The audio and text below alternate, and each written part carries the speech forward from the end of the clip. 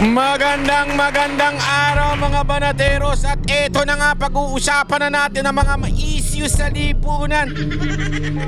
Hyper na hyper ka, Banat Bay, ah? Oy, siyempre kasi grabe ho talaga namang totoo yung hinala ng ating mga kababayan na pag inilagay si Remulla dyan sa ombudsman ay iisa-isahin na ang mga kaalyado ni Pangulong Duterte. Grabe ho.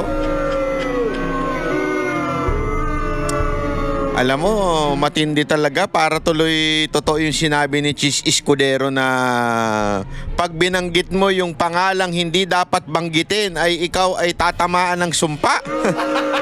Gago! Diba? Siyempre, yung mga kaalyado ni Pangulong Duterte, alam naman po natin na sila po ay talagang mga tapat at nagsasabi ng katotohanan pagdating po sa issue dito sa korupsyon sa ating bayan. At siyempre, ang tinatamaan ho dyan, walang iba kung hindi ho to si Marcos at saka si Romualdez. Kaya tuloy nasisira talaga, sinisiraan ho, di ba? Kung maaalala ninyo, etong si Chis Escudero, binanggit niya si Martin at saka yan si Zaldico. Ito naman si Villanueva. Simula pa lang yan, noong pa lang ng laptop issue na yan ay nasasangkot si Zaldico, ay binanggit na niya yan. Flood control, binanggit na rin niya yan. So talaga nga namang todo-todo na paninira.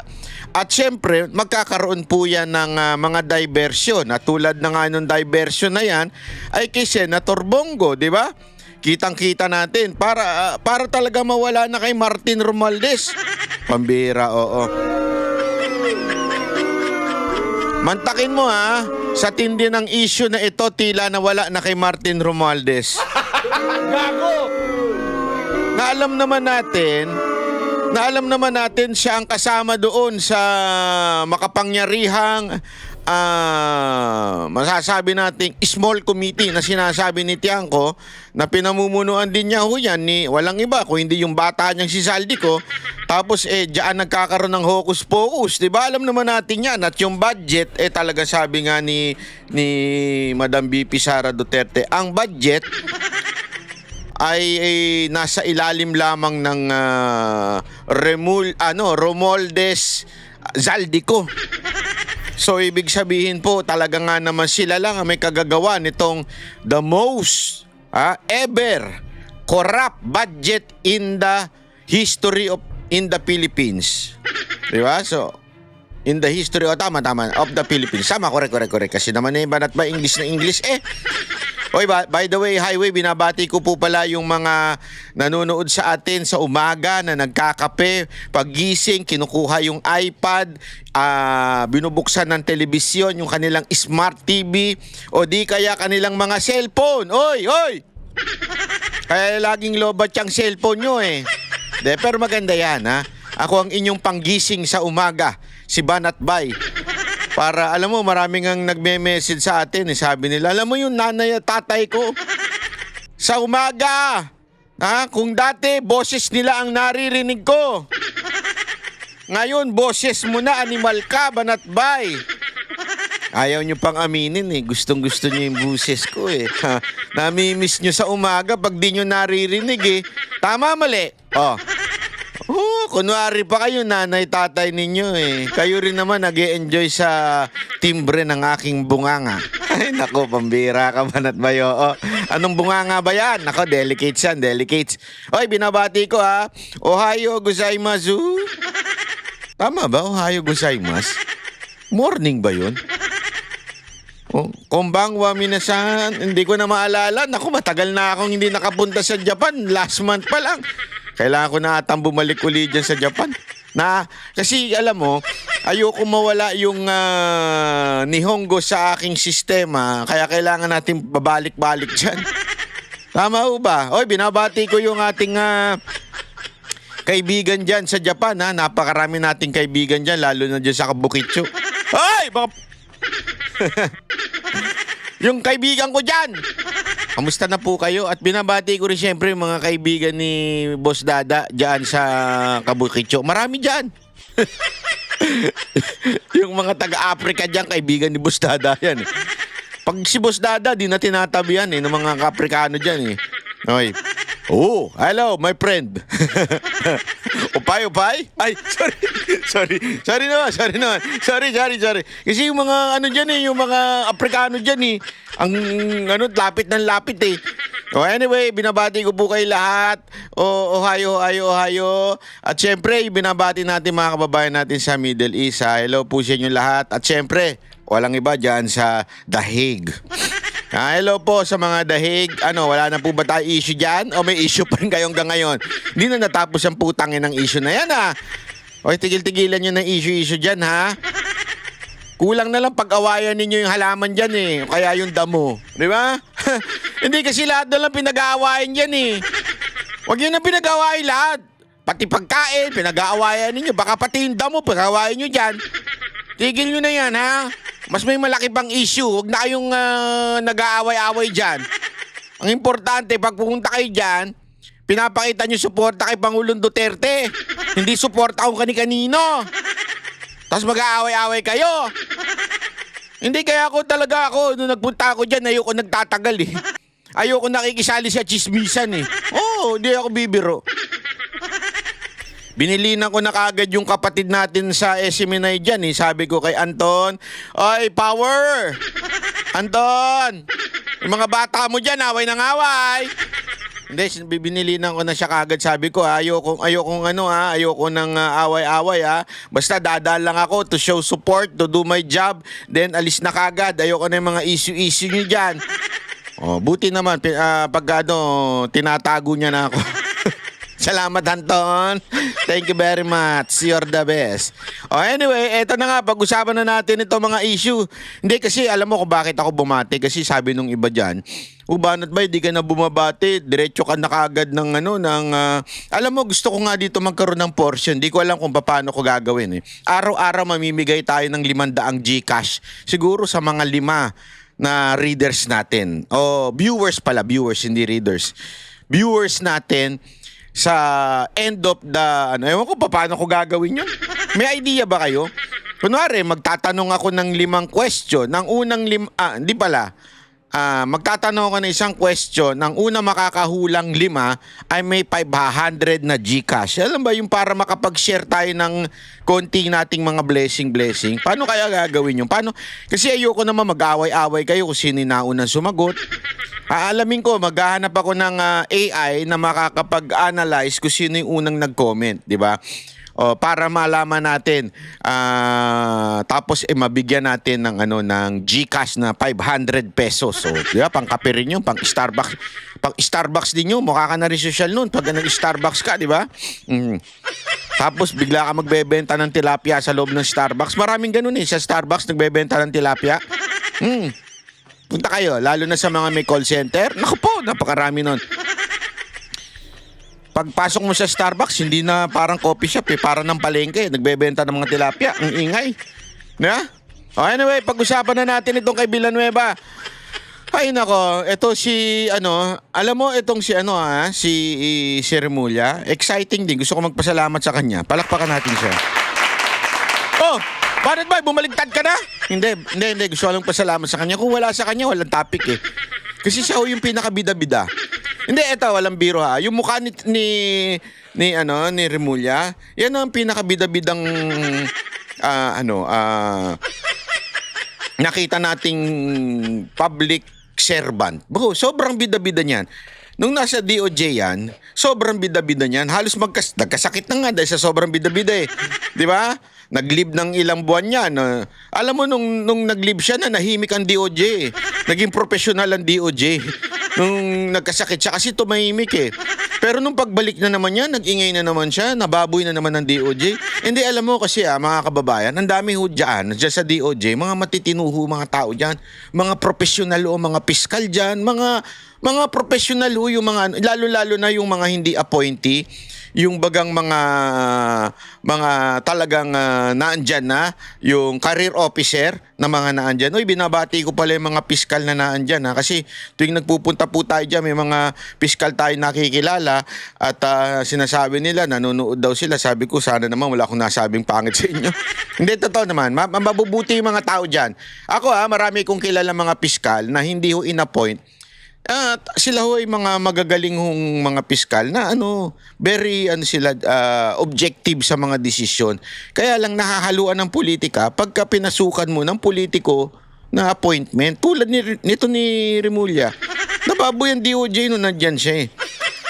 Pero ngayon, professional na uhuli ang mga taga-DOJ. Na ho sila uli?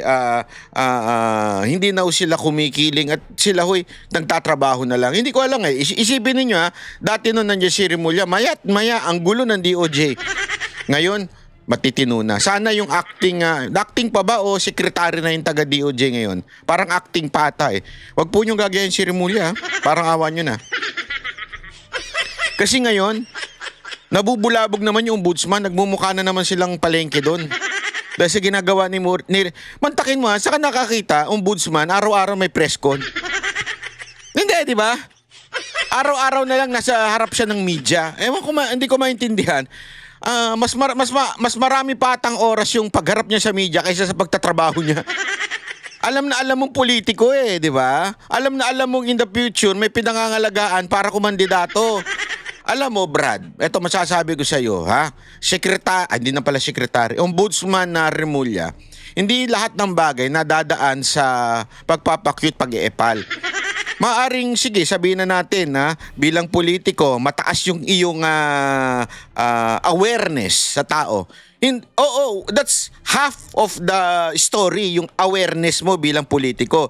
Pero the other half of the story, if they will vote you, sa ginagawa mo, kahit 100% yung magiging awareness mo, walang boboto sa'yo. Gago! Kasi sabi mo nga, ang buhay, ang batas, parang ruler yan. You can bend the law, but you will not break it. Ang bihirang buhay ito. Ano ito, iPhone Air? Hindi, totoo. Gago!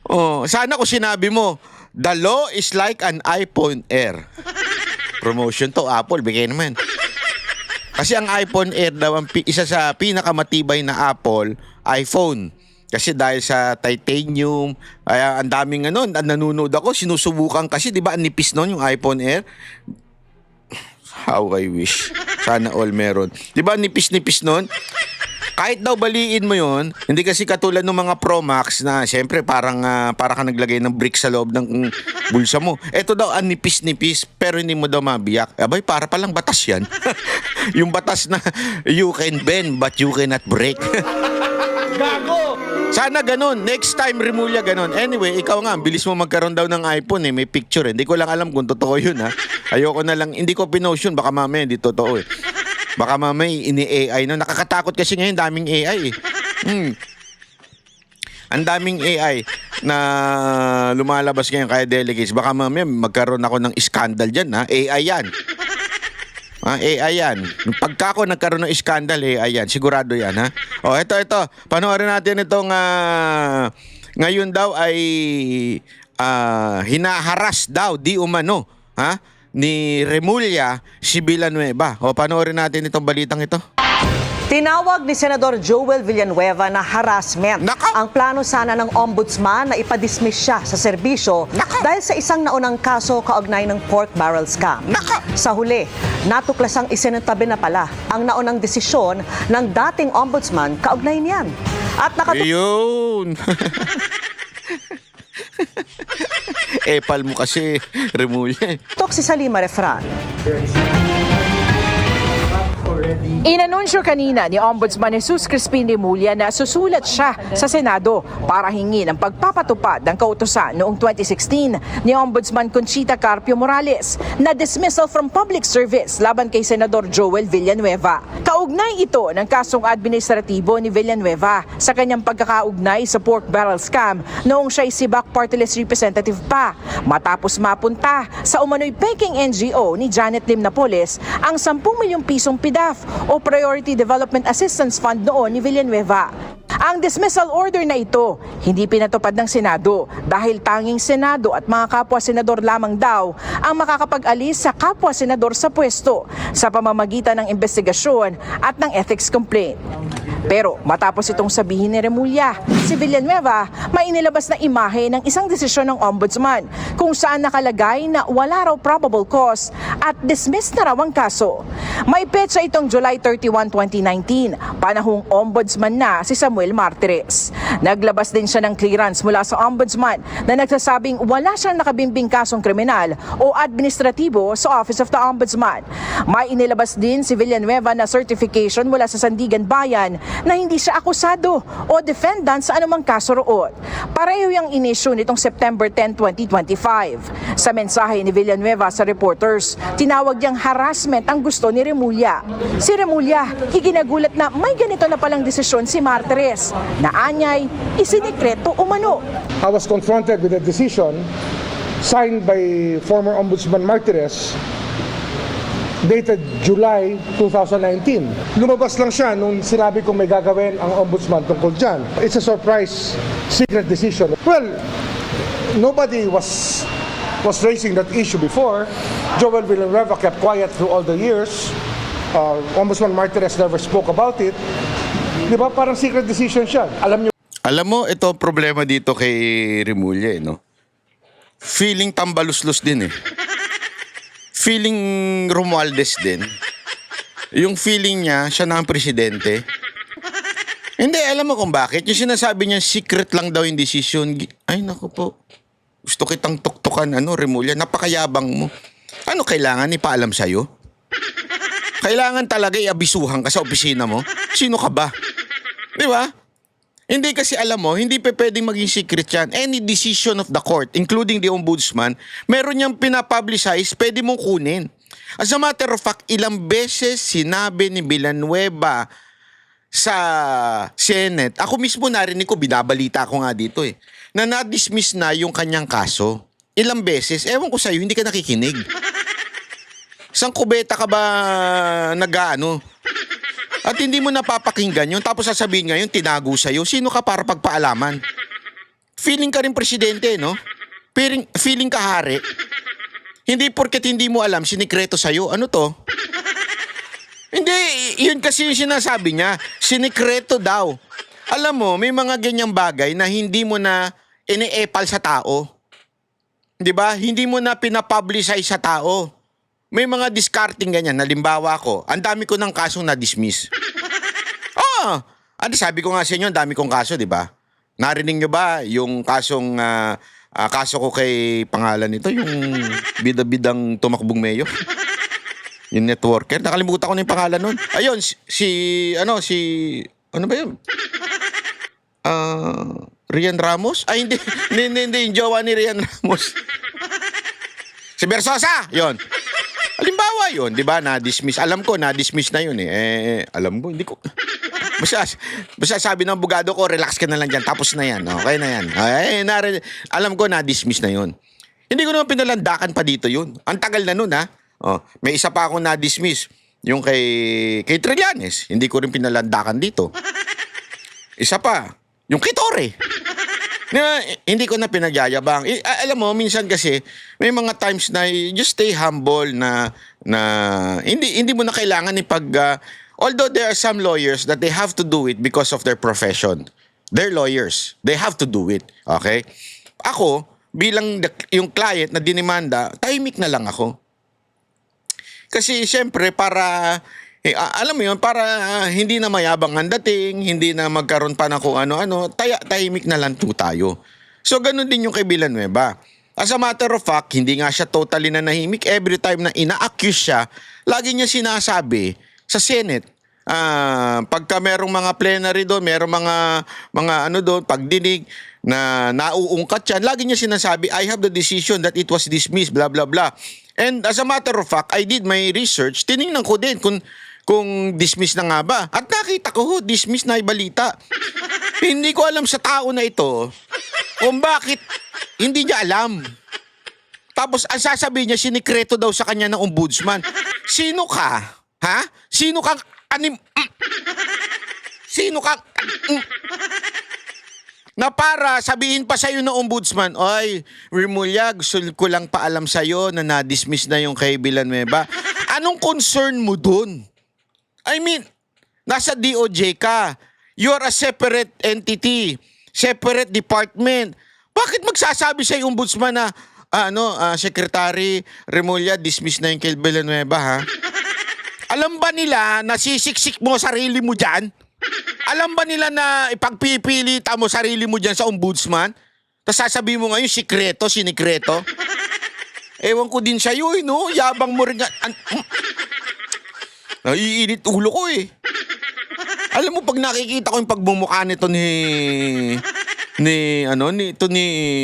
Remulla, ito yung tipo ng gusto mong, ewan ko na nga. Pa yun? Did you know about it? Nobody knows about it. We know, ikaw lang walang alam. Ikaw lang. Alam ko na dismiss eh. As a matter of fact, kung kayo Banateros, nadinig din na yan dito eh.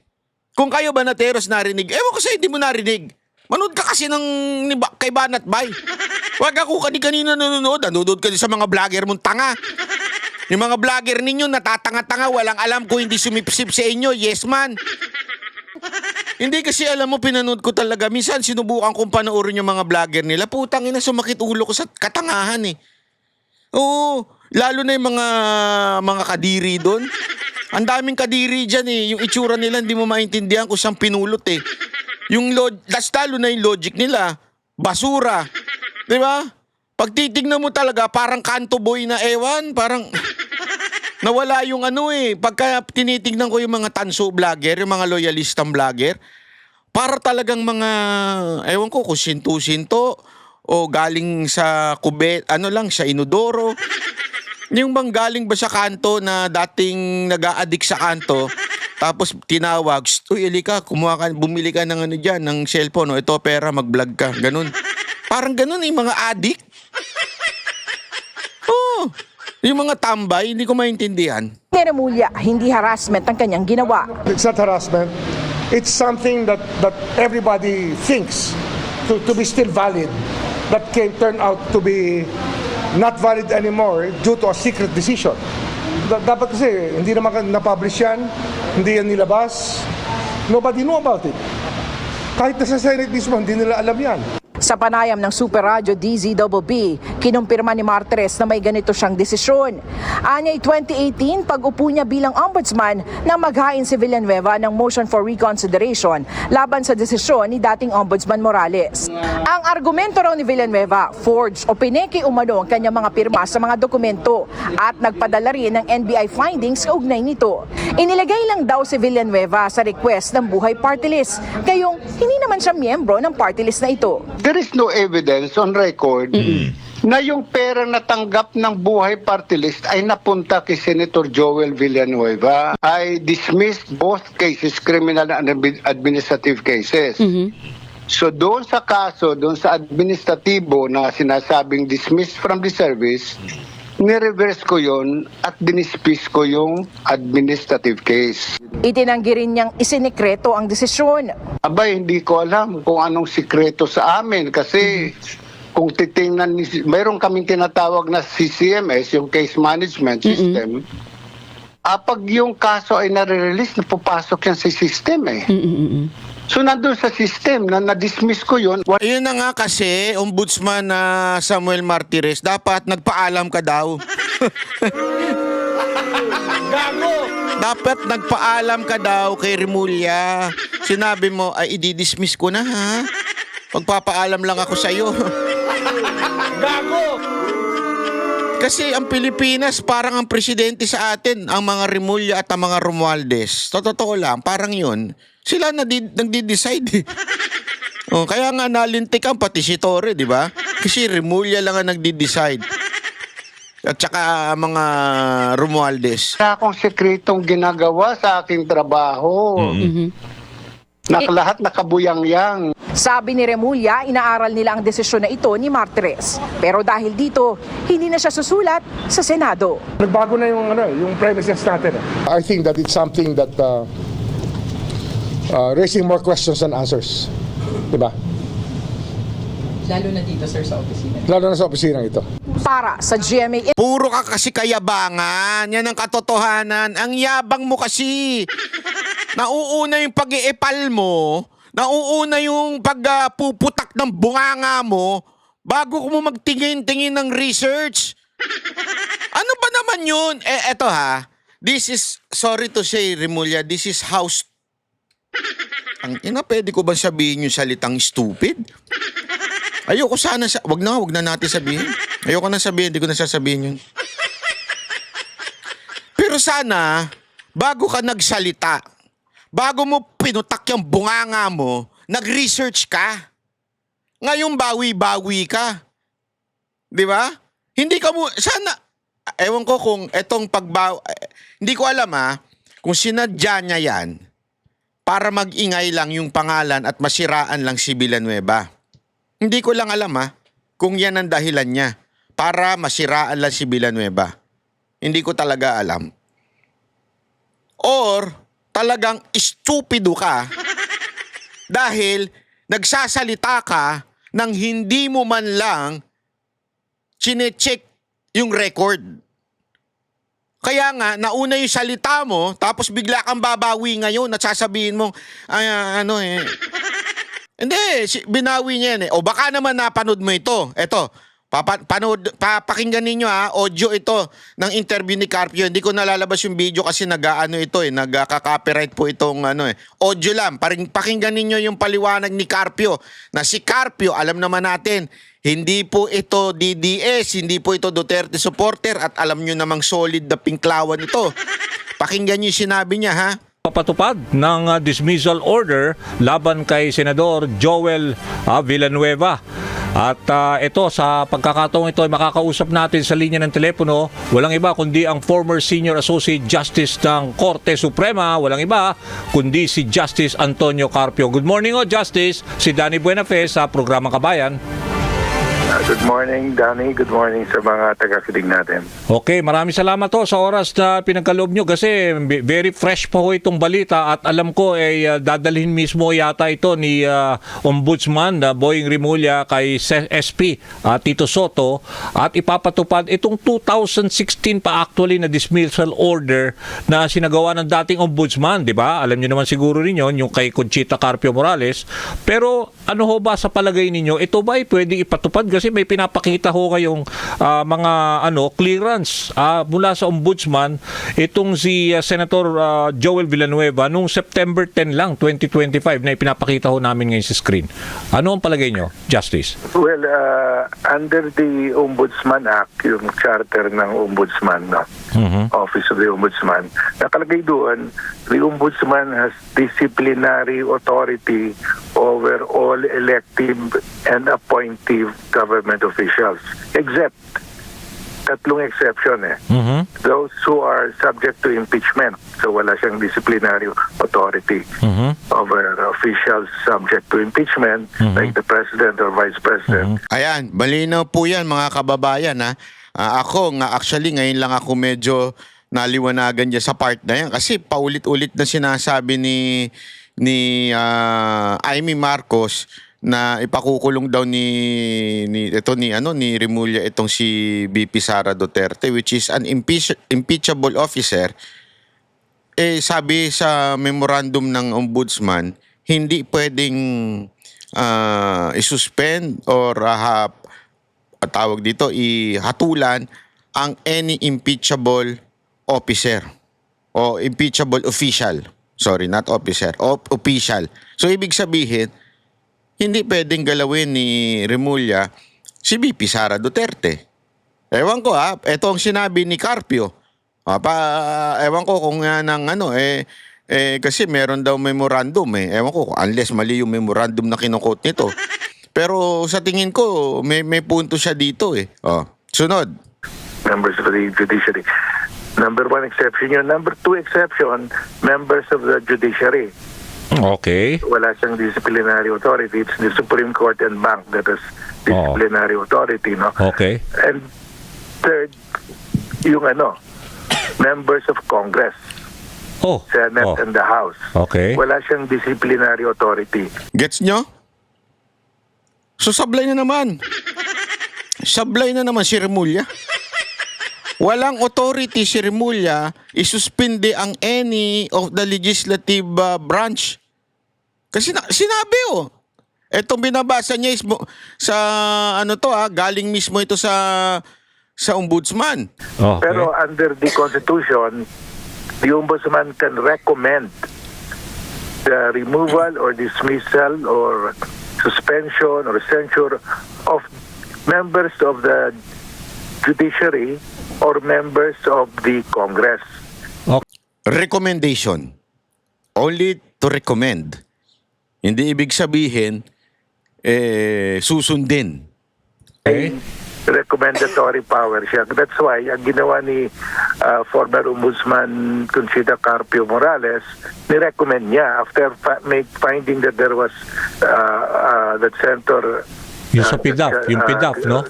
Villanueva was guilty for the PIDAF offense. Ni-recommend niya dahil ang power niya lang is to recommend. Okay. It's up to the Senate now to act on that recommendation. Okay. So that's So what... ang ginawa ngayon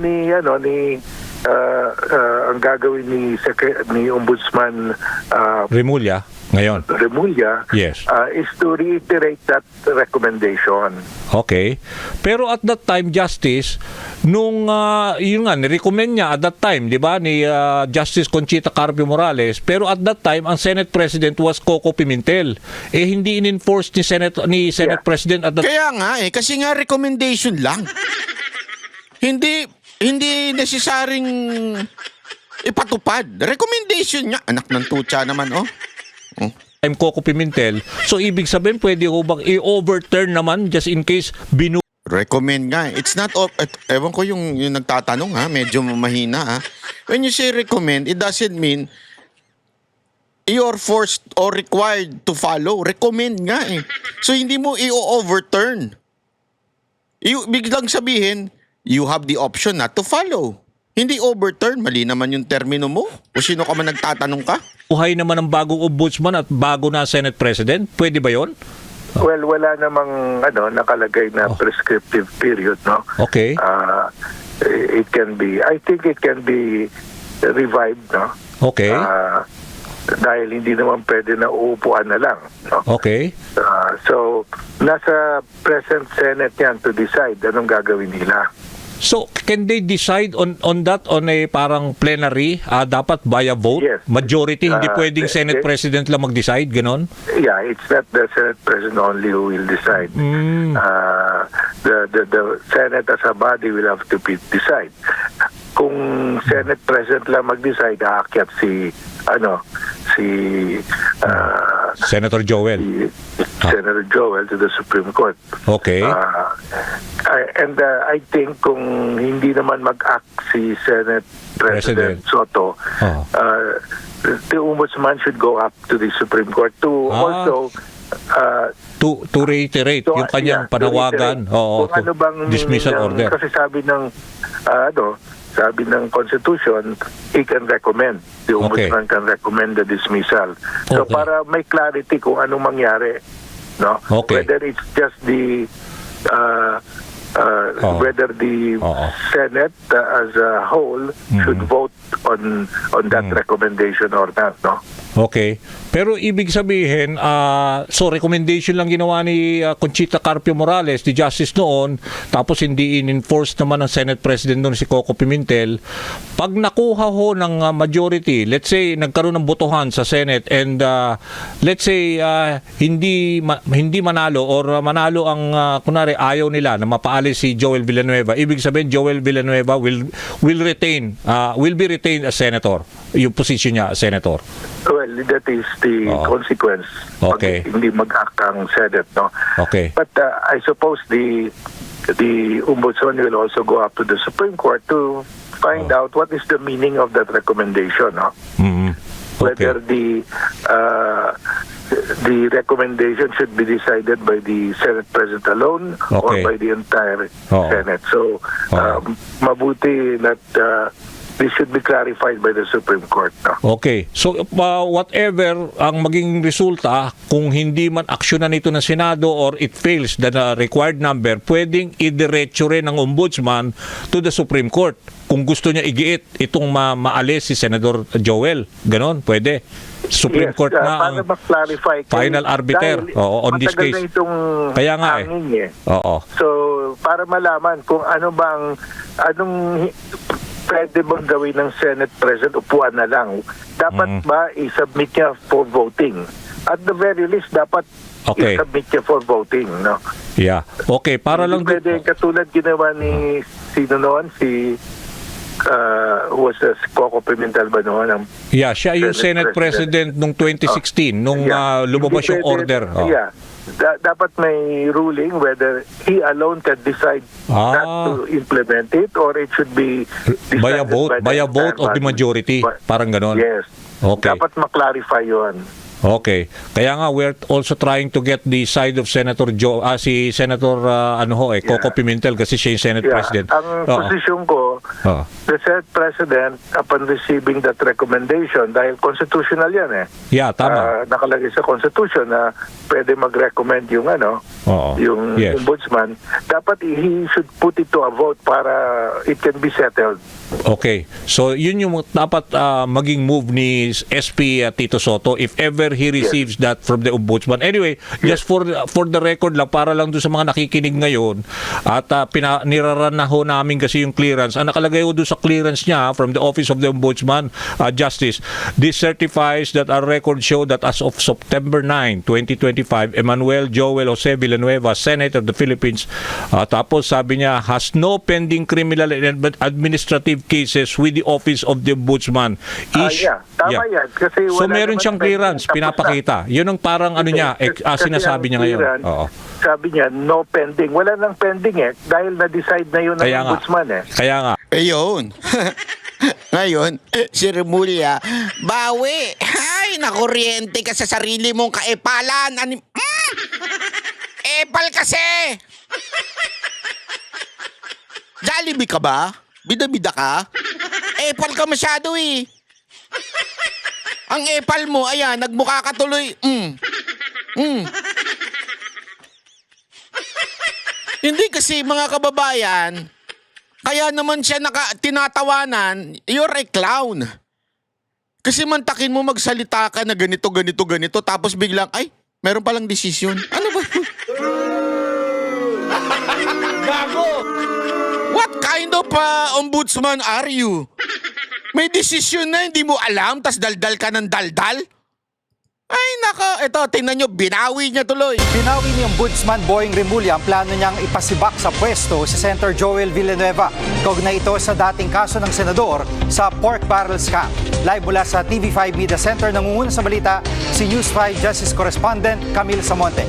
Kapatid, bakit nagbago ang desisyon ni Remulla? Pali. Jiggy, hindi na raw susulat si Ombudsman Boying Remulla kay Senate President Tito Soto para ipatupad ang 2016 dismissal order laban kay Senator Joel Villanueva. Nakumpirma kasi ni Remulla na binaliktad pala ni dating Ombudsman Samuel Martires ang desisyon sa kaso ni Villanueva noong 2019. Taong 2016 nang ipinag-utos ni nooy Ombudsman Conchita Carpio Morales na i-dismiss si Villanueva dahil sa kasong malversation of funds at falsification of documents kaugnay sa pork barrel scam. Pero gate ni Remulla, tila isinikreto ang pagbasura ni Martires sa kaso dahil hindi umano ito na i-publish. Sa isang pahayag naman, kinumpirma ni dating Ombudsman Samuel Martires na naibasura na nga ang dismissal order laban kay Villanueva noong 2019. Narito ang pahayag ni Ombudsman Remulla. We were surprised by the decision. Lumabas lang siya nung sinabi kong may gagawin ang ombudsman tungkol dyan. Nobody... Lumabas lang daw ho siya nung nagsalita na siya. Bayani ka na naman! Gago! Abay, para ka pa lang si si Romualdez gustong maging bayani ang daan at ilaw ng Pilipinas. Grabe kayo talaga. Kakaiba kayong gobyerno. Ang hirap nyo talagang tansyahin. Ngayon, ikaw pa ang tama. Ikaw pa yung merong ang masasabi mo, kung hindi kasi ako nagsalita, hindi naman sila aamin. Hindi ka kasi nagre-research. Gago! Ay, sus! Was raising that issue before. Joel Villanueva kept quiet through all the years. Ay, sus! Ombudsman Martirez never spoke about it. Di ba? At Camila, ano naging reaction dito ni Senador Villanueva?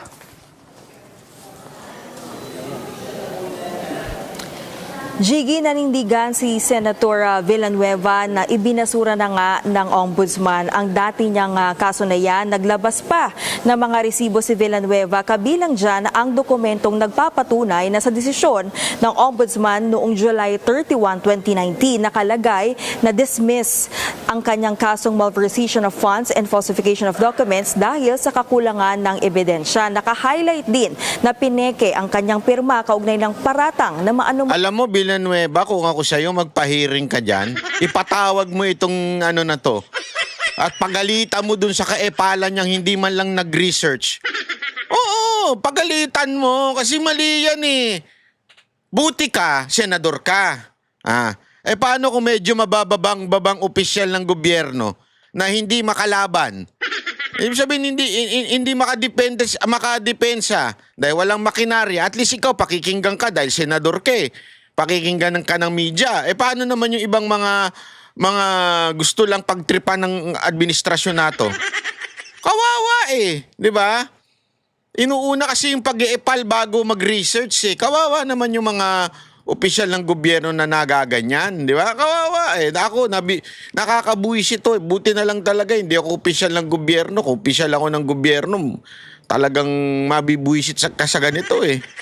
Yung paggastos sa 10 million pesos niyang pork barrel fund noong siya'y party list congressman pa. Naglabas din ng clearance si Villanueva mula sa Sandigan Bayan kung saan nakasaad na wala siya nakabinbin na kasong kriminal at administratibo hanggang noong Setyembre.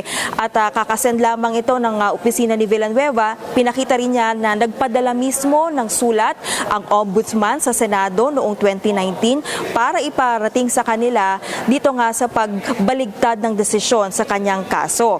Ayon kay Senator Villanueva, inasahan na nila ang ganitong uri ng harassment. Idedemanda raw niya ang mga nagpapakalat ng maling impormasyon sa kanyang dating kaso. Gate naman ni Remulla, walang ginagawang harassment kay Villanueva. Kabilang din si Villanueva sa mga senador na nadadawit sa flood control scandal.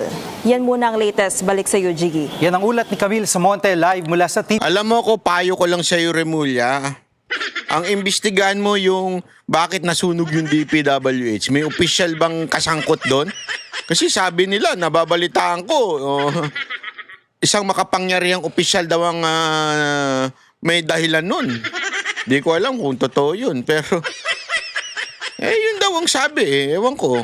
Ikaw na makakaano niya kung imbestigahan mo sana. Kaya lang, huwag ka masyadong lalapit dyan sa nasunog, ha? Kasi maabo-abo dyan. Alam naman natin yung kulay mo medyo ano na, kaya baka... Hindi, kahit ako, ayokong pupunta dyan. Si Boss Dada, hindi ko pa pupuntahin dyan. Dahil ang itim-itim na ni Boss Dada, baka lalong mangitim yun, di makita. Ikaw, huwag ka nang pumunta dyan. Ha? Eto pa. Eto pa ang matindi. Naku po, ano ba yun? Ay, nako. Ito. Kasi alam nyo, mga kababayan, ito namang ICC, tila bumabawi na naman. Doon sa live stream nila, ewan ko nga, sabi ko, ano ba talaga tong bayan natin? Para tayong ginagago na eh. Alam mo yun? Para bagang magsasalita na, ipapa-live stream, ipaganyan-ganyan pa sila, live stream, tapos biglang, all of a sudden, meron na namang changes na mangyayari na kesyo kailangan daw munang ganito, ganyan. Asa na nga ba yung balita na yun? Kasi nakita ko yung kaganina eh. Napanood ko, nasabi doon, para bang aayusin pa daw kung paano ipa-live stream. Ay sabi ko, bakit nagsalita na kaagad yung bossing nyo? Diba? Parang hindi ko maintindihan eh. Yung usong-uso ngayon sa Pilipinas ang bida-bida. Oh, may ganun eh. Uso ngayon yun eh. Yung, wag na kayo magpabida-bida kung bigla naman kayong babawi din. Wag na. Ang nangyayari, bawi kayo ng bawi eh. Parang ganyan kay Romualdez, di ba? Ay, kay Romualdez, mali. Kay Rimulya pala. Sus. Naku, hindi ko makita yun ha. Hindi ko makita yung balita na yun ha. Pero napanood ko yun eh, kaganina eh. Sabi na parang tila bumabawi itong ICI doon sa, saan kaya itong news na to? Dito lang yan eh. Pero, ano naman to, legit naman. Hindi naman ako magkikwento sa inyo ng hindi legit eh. Pero may sinabi ho nung na tila parang inaayos pa daw. Inaayos pa. Sabi ko nga eh, kung inaayos pa, bakit kayo announce ng announce? 'Di ba? Bakit kayo salita ng salita na para magsabi na ito live stream na dahil ba nandun kayo sa Senado? Dahil nandun kayo sa deliberation? Kaya nyo sinasabi ang mga ganyan ninyong pronouncement? Di sana hindi nyo muna in-announce. Ito. Naku po. Isang araw Ito. Hindi ko na audio na lang kasi ito eh. Sa ABS-CBN nagka-copyright ito eh. Pakinggan natin. Ito. matapos i-anunsyo ni Independent Commission for Infrastructure Chairman Andres Reyes Jr. na ila-live stream ang kanilang pagdinig sa mga maanumalyang proyekto kontra baha sa susunod na linggo, may paglilinaw ang ICI ngayong Huwebes tungkol sa planong live streaming ng mga hearing. Ayan na, may paglilinaw na. Pagkatapos yung sinabi, lilinawin nyo ngayon. Kayo ng weteng talaga. No? It's a prank. It's a prank. Before we do so, the ICI would need to study and draft the rules of procedure and parameters to allow for live streaming, taking into consideration ayan na naman. sensitive information and the constitutional rights of invited resource persons. Narinig ko na yan. Dagdag ni Hosaka, wala ring nakaschedule na pagdinig sa susunod na linggo dahil hindi available si Commissioner Rogelio Babe Singson. Hanggang wala pang guidelines ang planong live streaming ng ICI, hindi rin malino pa sa ngayon kung papayagan sa loob ng hearing room ang media o sino mang observer. Aminado ang ICI na kumpleto ang record ng lahat ng mga naunang pagdinig nito, pero hindi pa malinaw kung isa sa publiko rin ba ang mga ito. Para kay Akbayan Representative Chel Jokno, dapat ding maging bukas sa publiko ang mga naunang pagdinig kung saan sumalang sina dating Speaker Martin Romualdez, Senador Jinggoy Estrada, Joel Villanueva at ang mag-asawang Curly at Sara Diskaya. It's about time na ma-live stream na yan. Pero sana malaman din natin kung ano yung mga naging testimonya ng tinawag na dati ng mga testigo. Para tayong nasa gitna na ng isang kwento pero hindi natin alam kung ano yung naunang nangyari. Sabi naman ng Grupong Bayan, baliwala ang live streaming kung hindi rin naman makakasama sa investigasyon ang mga malalaking personalidad na sangkot sa anomalya.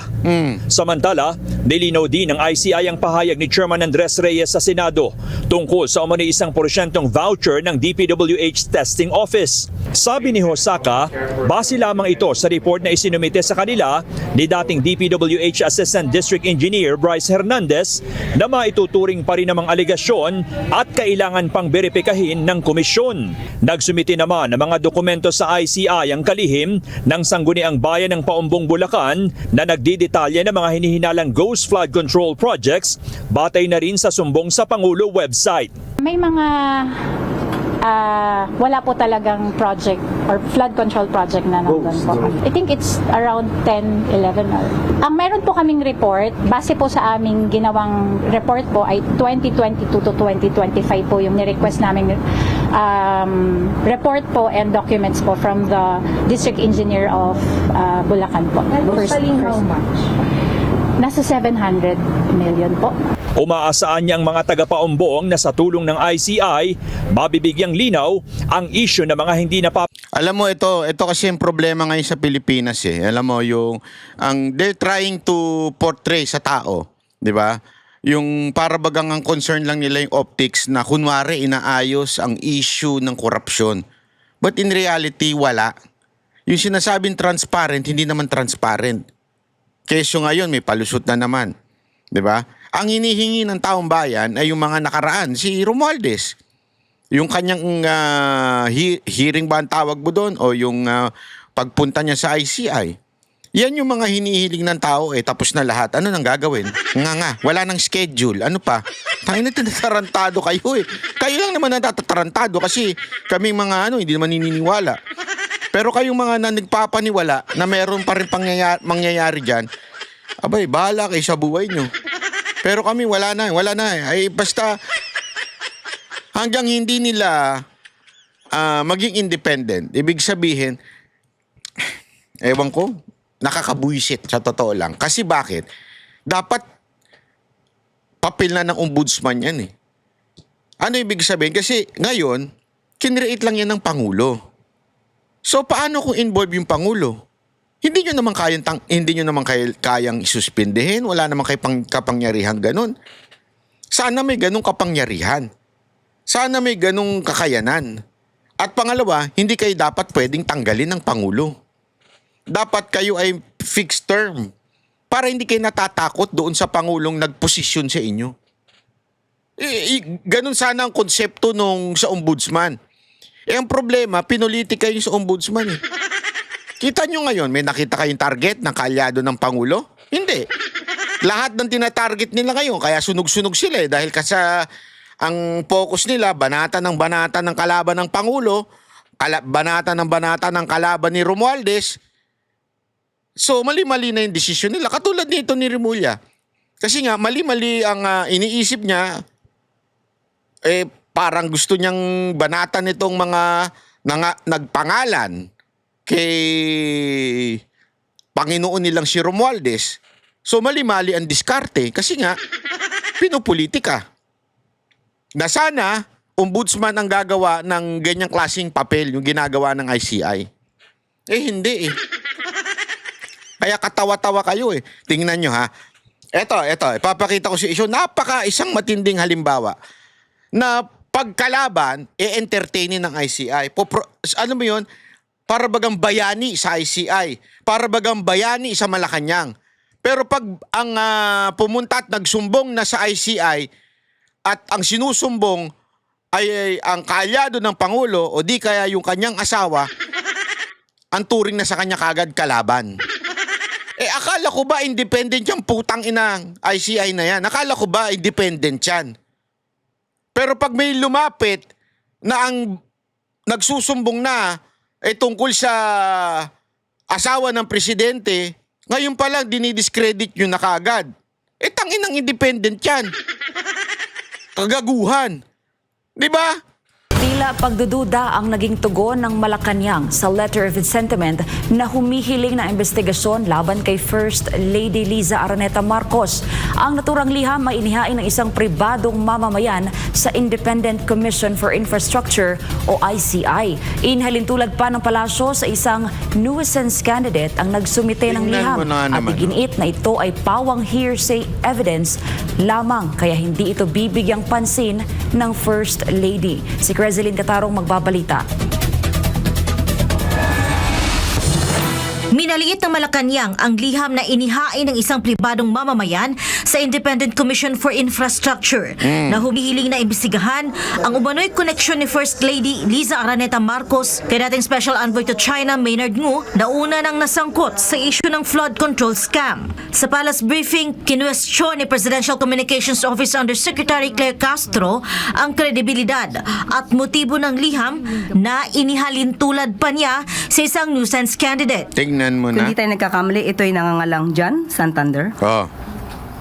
Para siyang isang nuisance candidate na parang binigyan ng pera para bumili ng suka at isinabay ang pagbibigay ng letter of sentiment. Tingnan mo na kagaguhan din itong statement na ganito, di ba? I mean, even if sabihin na natin nuisance yan, si Raul yan, kung sino man yan, walang kwenta yan, walang silbi yan na tao. Kung independent ang isang body ang isang organisasyon o isang departamento o isang ahensya ng gobyerno, dapat open siya kung ano mang isagmit sa kanya.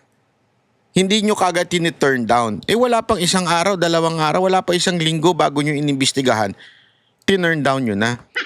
Sana man lang sinabi nyo, pag-aaralan natin ang sinumite ng mga ebidensya at pagka nalaman natin na ito'y merong katotohanan, i-follow up natin ito. Pero kung ito'y pawang pamumulitika lamang, we will dismiss this. Ganun sana Ayun, ako na lang kaya maging spokesperson ni Marcos.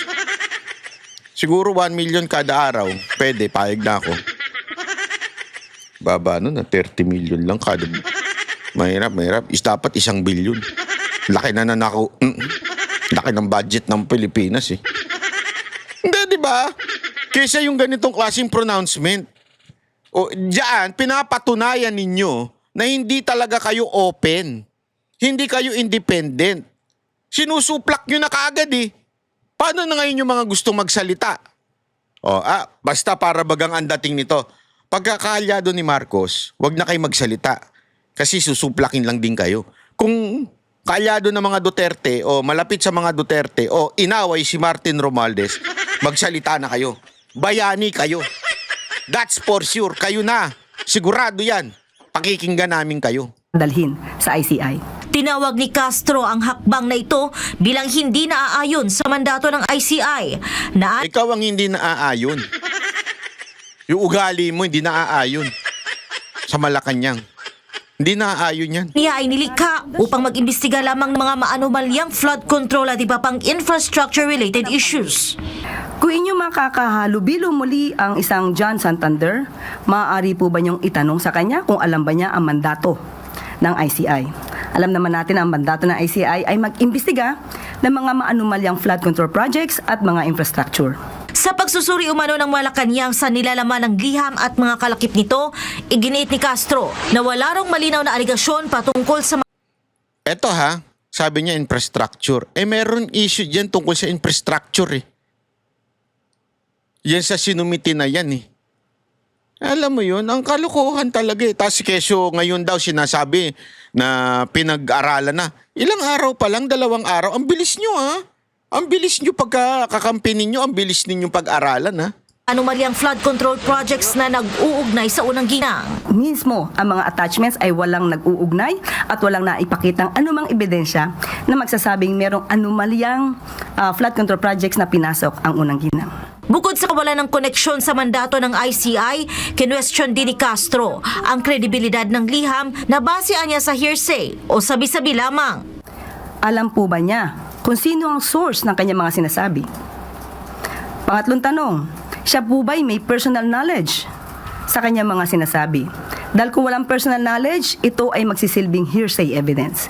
Giit ng opisyal, tila isang fishing expedition lamang ang pagsusumite ng liham upang siraan ang unang ginang. Sa kabila ng naturang usapin, iginiit ni Castro na nasa kamay na ng ICI kung anong hakbang ang kanilang gagawin. Ibinahagi rin ng Palace Press Officer na sabi ng First Lady ay hindi niya bibigyan ng anumang pansin ang nasabing issue dahil ito anya ay hearsay evidence.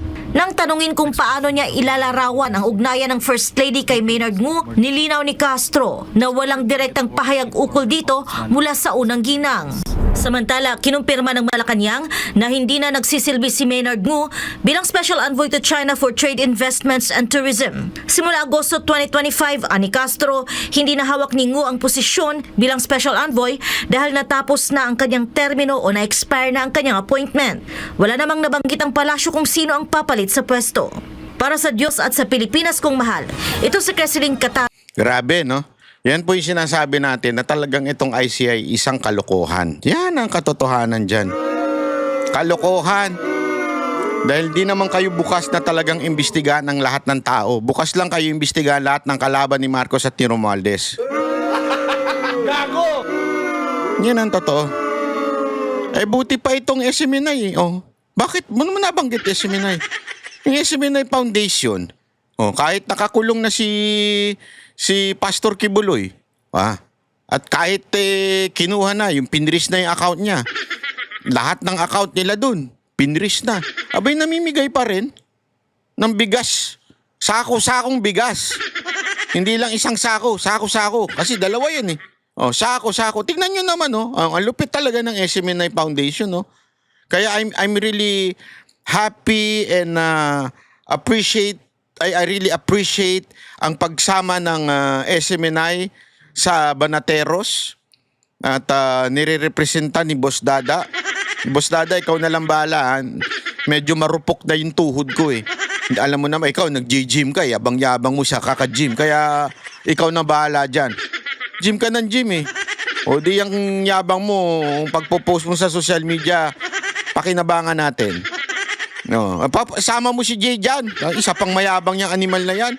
Basketball ng basketball, akala mo namang hindi mataba. Diba? Ang yabang-yabang. O, di sama mo rin dyan, pagbuhatin mo rin yan nang malaman natin kung maputi ba yung kilikili niya, maitim. Ano kaya ugnayan nun? Gago! Hindi, kasi puro kayabangan eh. Hindi, maraming salamat po sa SMNI at SMNI Foundation. Siyempre kay Pastor Kibuloy. Dahil kahit sa tindi ng pagsubok ng pinagdadaanan ni Pastor Kibuloy at ng buong KOJC ay namimigay at tumutulong. At hindi ho, pag sila'y tumulong, sabi nga extra mile. Nasa Biblia yan eh. Extra mile. Hindi po kulang. Di katulad ng tulong ni Marcos at ng gobyerno to, putang ina 20 pesos, bebenta pa. Tutulong na nga lang, gusto pang kumita. Ewan ko ba? Nakakabuisit. Kasi na, Pastor, kung nakamura ko nakakabuisit kasi yung ganun eh. Yung tutulong ka na lang, bebentahan mo pa. Alam mo, utak negosyante yun eh. Yung gusto mo ba tulungan kita? Oh, para matulungan kita. Eto, instead na ayan, kita mo yan. Instead na Louis Vuitton ang ibebenta ko sa'yo, tutulungan na kita. Mas mababa na lang ibebenta ko sa'yo. Ito na lang, Ray-Ban. Di ba? Binenta mo pa, pero pareho pa rin, binayaran pa rin nila. Eh kung talagang if you care about the eyes of the person na ano ng araw, wag mo nang bentahan. Binebentahan nyo pa eh. O bumili ka ng sunglass. O ito, mamili ka na lang. Ito, mas mura ito. Parang ganun ang ginawa nyo eh. Kaysa napakainin nyo yung mga tao, hindi, ito, mas mura ito. 20 pesos na lang yung bigas. Anak ng tutsang kalabaw yan, oh. Again, maraming salamat po sa mga taga-SMNI at SMNI Foundation, ang KOJC at siyempre si Pastor Kibuloy at siyempre ito si Boss Dadang napakasipag, palakpakan natin. Sigurado ako pagkatapos niyan, kumain ka na naman ng sobrang lupit. Maraming salamat po. Ako po si Banat. Bye! Yan ang Banateros, boses ng ordinaryo Pilipino. Banateros ay walang makakaawan.